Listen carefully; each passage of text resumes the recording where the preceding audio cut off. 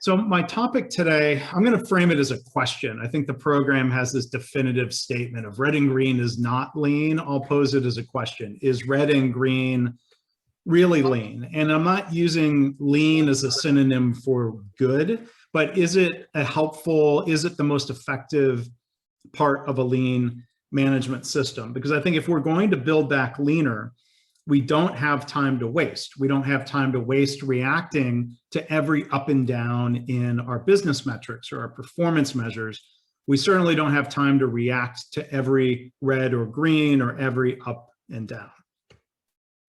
So we often talk about wanting to be fact-based in the practice of lean management. I think that's a good thing. It's helpful. Others will use this phrase data-driven. We've got to make data-driven decisions. The catch is one data point is not a trend. The word data is actually plural. So we look at situations where I've seen organizations use a data point.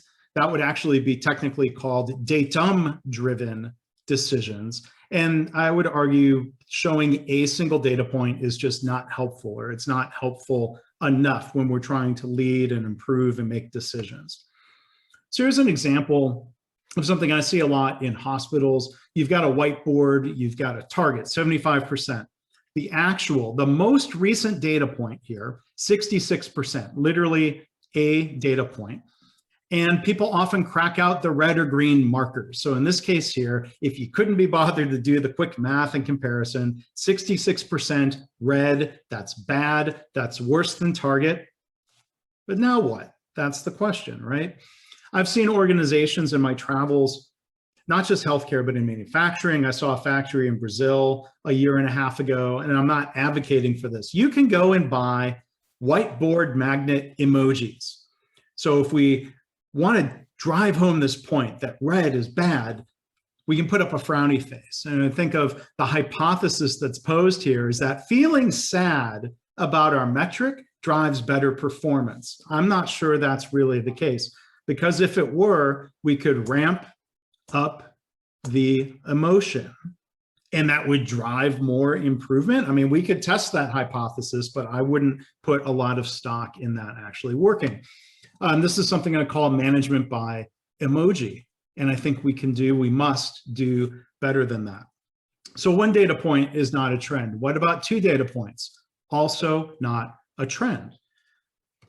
A lot of organizations, you'll probably recognize this, will report a data point. So in this case here, December is our latest data point in this little mini case study. So we see a data point and it's being compared to the previous month. We sometimes compare it to the previous quarter, sometimes compare to the previous year. Sometimes we do both. We've got color coding.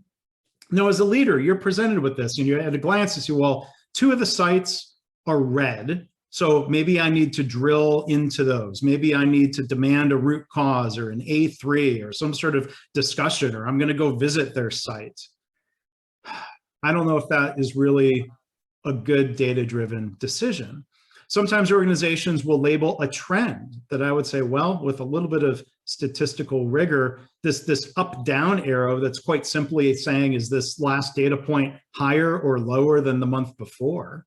I would argue that's not really super helpful. So if we're looking at these four sites and well, we've got two that are red, two that are green. I've heard some people say things like, well, if the metric's in the green, there's nothing to look at.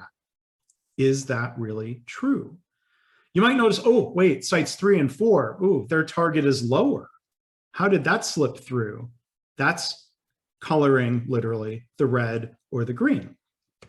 So if we've got one data point or two, if we've got color coding or emojis, in my practice, in my experience, there are three key questions that we need to be able to ask and answer about any metric. One, are we achieving our target or goal? This sort of representation may show in a very limited scale.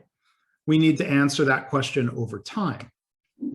Are we improving? One data point, we obviously can't tell. Two data points can be misleading if we're jumping to conclusions about the difference between the last two data points. And then our third question, how do we improve? When is it appropriate to react to a data point?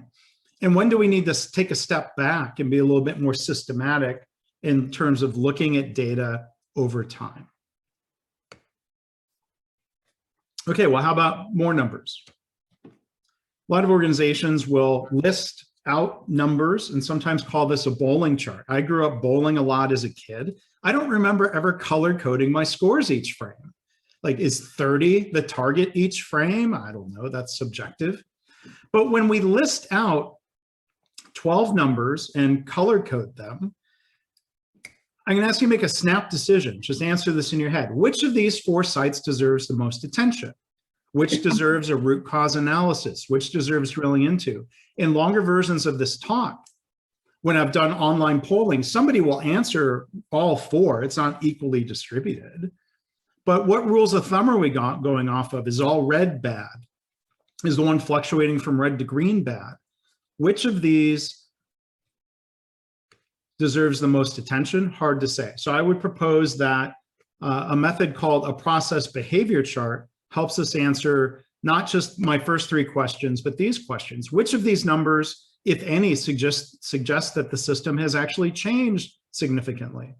Which of these numbers or sites merit reaction, investigation, or explanation? How do we prioritize?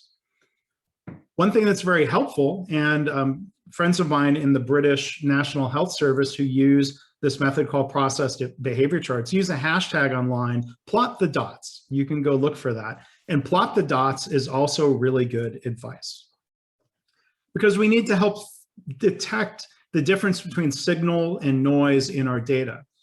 My favorite management book ever is one called Understanding Variation by a statistician, Don Wheeler. As he says in his book, every data set or metric contains noise. Some data sets may contain signals. Therefore, before you can detect a signal in any given data set, you must first filter out the noise. And the tool for doing this is a form of what you might call statistical process control or a control chart. Wheeler calls it a process behavior chart.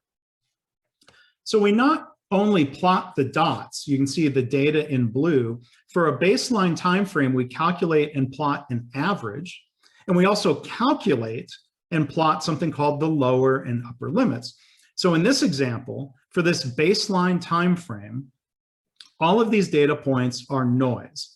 None of these are worth demanding a root cause investigation over. This is what could be called common cause variation. We have a consistent or predictable system. But if a data point appears that falls outside of the limits, below the lower limit or above the upper limit, we can call this a signal. This is a time where it's appropriate and helpful to ask what changed, what happened, what's the root cause, what can we do about it? If we have 8 or more consecutive data points all below or above the average, same idea. That's a signal. What happened? What changed? What do we need to do about it? And there's a third rule. I'll just call it a clustering of 3 consecutive or 3 out of 4 data points that are closer to one of the limits than they are to the average. Hey, Mark, just a heads up, 2 minutes. Yep. Thank you. So process behavior charts help us evaluate ongoing operations. So the punchline of the story comes back to our bowling charts. If we quite simply plot the dots for site 1 and site 2, process behavior charts, both of these sites were red the entire time. Site 2 is just fluctuating around an average. Site 1 is showing significant improvement. So I think it's worth understanding the difference between those 2 conditions. If we overlay our red and our green, both metrics are always in the red, but again, chart 1, site 1 shows a signal here at the end and a signal at the beginning. Site 2, nothing but noise.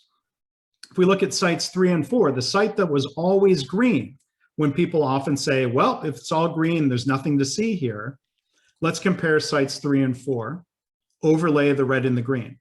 Even though site 3 was always green, there's been degradation in performance, as shown by the 9 consecutive points below the average. That's worth investigating. Even though it's green, it's gotten worse in a statistically meaningful way.